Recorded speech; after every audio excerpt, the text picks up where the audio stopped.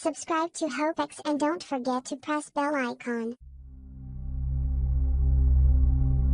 In the Sikkim-Bhutan sector, which is where we are in the current standoff, the Chinese face substantial problems because we are standing on high ground. India has an advantage. So, in other words, the casualties would be roughly about 33,000 on the other side. Okay. So, in other words, the Chinese would take a backseat in the conventional. So, subconventional factor is the one which we need to worry more which about. we need to worry about. Brigadier Mishra. Conventional warfare, रिवायती लड़ाई. Now, conventional warfare, how will it go? Their tactics in 1962 was hold on the front, have the waves, outflank, and cut off. These were the tactics. These were the tactics. And we were not prepared for that. Why we were not prepared? Let me tell you very frankly, because every soldier knew Hindi Chini Bhai Bhai is there. That atmosphere. But today, we are exactly prepared for that. Even the holding on front, even the flanks, even the rear, even the reinforcement, even the guns, even the rockets, and even the bullets, these are ready. So I don't think, Vietnam is a very small country. He was saying, but he said that Vietnam is, but even there, these men, these chaps, they got bloody nose. Okay. You see, today, China has become a big bully.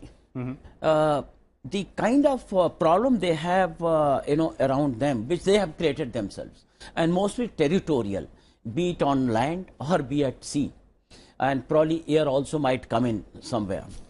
So, this approach of theirs, probably maybe their 18th Party Congress is there, and Communist Party, always thinks that our leader should be a strong man.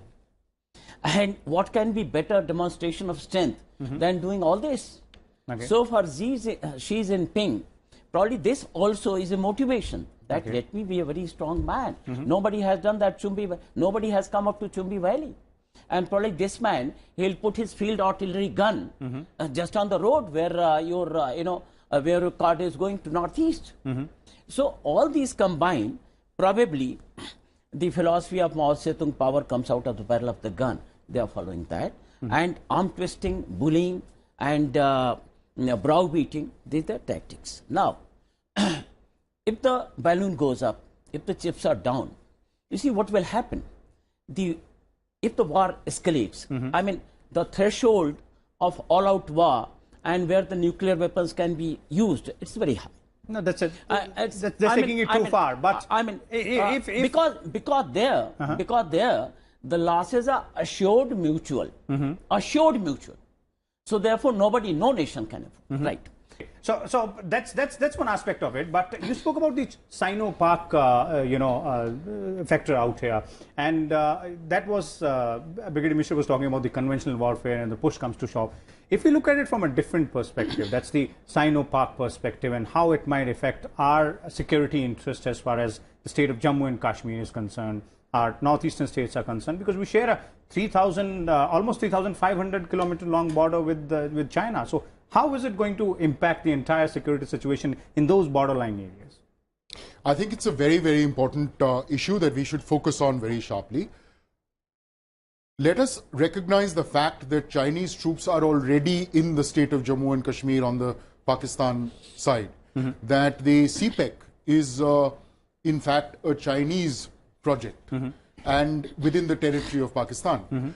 Let us also recognize that Pakistan is virtually under the influence, at least on foreign policy and military matters, of China, and has been increasingly from February 1963, when Zulfikar Ali Bhutto first became the foreign minister of Pakistan and took this line. It has been a strategic outreach, and it has been a consistent way forward for both the countries.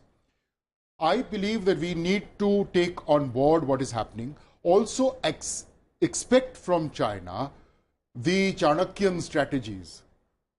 Dam, Dand, Bhed, all of that. They are doing that. Using all the means. And I believe that we need to hold firm. We need to, because their entire strategies for the moment, their immediate strategy is you must withdraw from Doklam.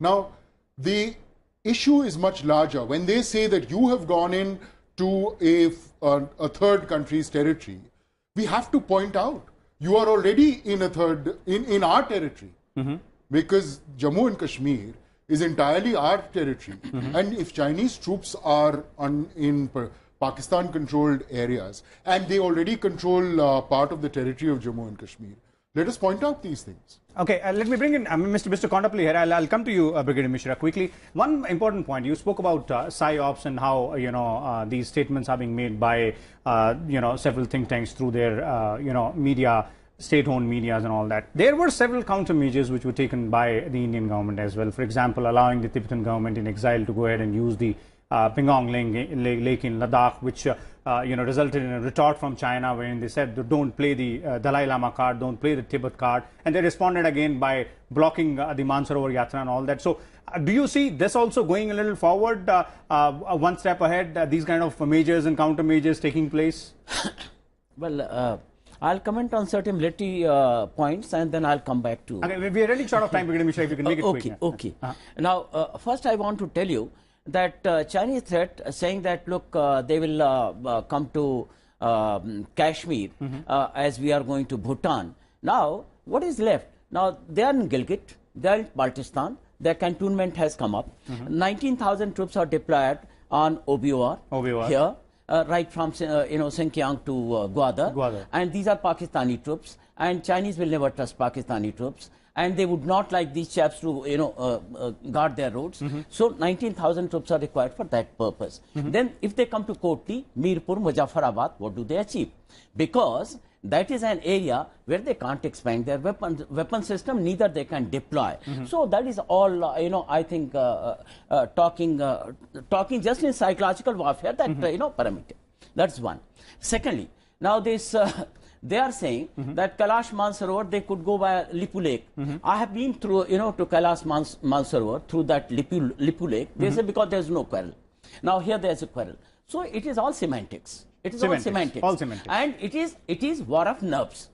It is war of nerves. And I think today our leadership luckily is standing up to that. So we need to hold our nerves. Clearly it seems so. So as our panelists were also pointing out, it seems that the Doklam standoff has added to the growing list of strains in the India-China relationship, which has always been a mix of cooperation and competition. On the issue of border disputes, both sides have done well so far, with not a single bullet being fired since 1975. Very plain question which is being asked right now is, this is not the first time that the Chinese troops have done that. This kind of standoff has happened earlier also. But in this middle sector, which is known as the entire Sikkim border, around 20-22 kilometers, this is very rare. And as far as Doklam is concerned, there is a history to it, and China has been repeatedly staking claim over Bhutan. Definitely, India needs to go ahead and defend its, ally Bhutan. But then, was it expected that this will continue for so long? My take is that we should take a look at the big picture. This is not something that has come out of the blue. Of course, the intrusion, or whatever you might call it, in Sikkim is new. It's for the first time, as you pointed out. But the pattern of intrusions I trace to 2008, from right after the Beijing Olympics. In Ladakh and other places, the Chinese troops have been repeatedly ingressing. Also, remember, in 2009, for several months, the Chinese refused to give visas on Indian passports for citizens from Jammu and Kashmir, including the then Commander-in-Chief of the Northern Command. Now, I would take this back to 2008, when three factors started emerging, which I think are converging now. One is Pakistan's renewed animosity against India, which was demonstrated in the Mumbai attacks. Second was the street rage that was demonstrated in Kashmir, within the valley. And third is China's attitude that it wants to stop India's growth and progress, or stymie it while it still can. How do you connect the earlier two with the third one you're pointing out? I believe there is a connection. Even last year, that moment when the CPEC, I've been talking for some time now, couple of years at least, about a Sino-Pak axis. we should not be looking at Kashmir and the challenges to national security only through the prism of Kashmir. I think that is a mistake. It is a Sino-Pak axis. It was even in 99. Please remember where General Musharraf was when the Kargil intrusions were discovered. He was sitting in Peking and he stayed there for a while. Now, I would take this back to because of the Sino-Pak axis, I would take this back to 1965. We should look at what is happening in Doklam in the perspective of what happened in 1965, and I'm specifically referring to the Kutch intrusions and the Kutch skirmishes, which preceded what happened in Jammu and Kashmir. Okay, so you're saying that this is a Sino-Pak alignment which India should be wary of, and this is not an isolated incident. Let me I think it should have been wary of for the last 7 or 8 years. It's more than that now. It's more than that now. Let me bring in Brigadier Mishra here. Brigadier, if you look at the entire scenario and what Mr. David is pointing out, if this was in the offing, then could there have been some preventive measure? Because the border dispute with China is an ongoing thing. It is something which has been going on for years now, and we've not been able to come to a concrete conclusion, specifically with respect to the northern and the eastern sector. Well, when we talk of Indo-Chinese standoff and all that, it takes me back to 1962. I was a company commander, and I fought in that war. I had the honor of defending my country. Whatsoever might have been the tactical and war front reverses, and those were not attributable to the army actions because we were not prepared. So I recall that 20th October to 20th November 1962, I was a company commander. But today I'm happy. I'm very happy. Actually, what you said that we should have taken precaution or we should have foreseen it or anticipated it. You see, even today, leave alone Panchsheel and all those things, even today, nowhere India is an aggressor. Nowhere. Nowhere. And even line of actual control, I have been battalion commander in Poonch. I was on the line of actual control. I commanded my battalion 1978 to 81. And of course, I dominated the area. I had 9 posts which were dominated by Pakistanis. But I maintained my discipline of my forces, and we did not. But when they did anything, we retaliated, and many times over. Here, since India's policy that and China's most unpredictable, the Xi Jinping comes, he goes and he sits at Mahatma Gandhi's, Samadhi. Mr. Modi, he makes him sit down on that on the swing. Chabutra, on that platform, and he sits there. But then what is happening there? His troops have moved. At the same time, most unpredictable. But this time, even then, a brigade was moved in that sector. Even this time, the troops have been beefed up. And you must have seen our company commander, a Sikh boy, captain, telling that, the other side chap that, look, you are very senior, but what you are doing is wrong. And then the psychological warfare of China, which is going on, psychological warfare, it has come down to actually pushing, pulling, and making statement and global times and all that. It is a bigger part of this psychological warfare. Okay. But our troops, I'm very glad they are not doing. And let me tell you, even if the balloon goes up, today the war front will be different than 1962. Okay, it'll be different from 1962. Now that's a taking it a bit too far. But let me take the issue to a new aspect, and that aspect is that it is being said that one of the key objectives China has in mind this time around was to test India's resolve to defend its ally Bhutan's borders and its security perspective and defense perspectives. Now this is not the first time that this is happening. If you look at the entire South Asian region theater, then China has been also meddling into Nepal's domestic politics. The CPEC you pointed out, Sri Lanka being drowned in debt over the Chinese investments, and Pakistan too. then Pakistan too, and then China also wanting to go ahead and fund the Bangladeshi ports as well. So is this the larger picture is more of concern to India than that plateau out there? Its strategic significance obviously holds a lot of value, but the larger picture seems to be more difficult.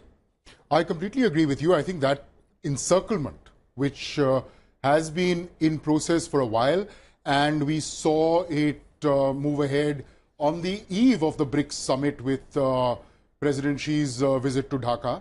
These are things that we should take very seriously. That there is an emerging strategy which has been emerging, to my mind, for the last decade or so. As I said, after the Beijing Olympics, I think they got down to this sort of hard-knuckled approaches.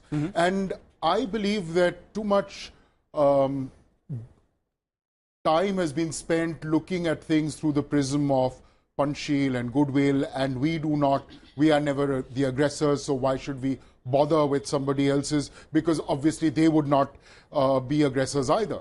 But there is a definite strategy. To my mind, it's a very long-term strategy. Okay. China sees that India and China would dominate the 21st century, as many others do. Many Western analysts have said so too.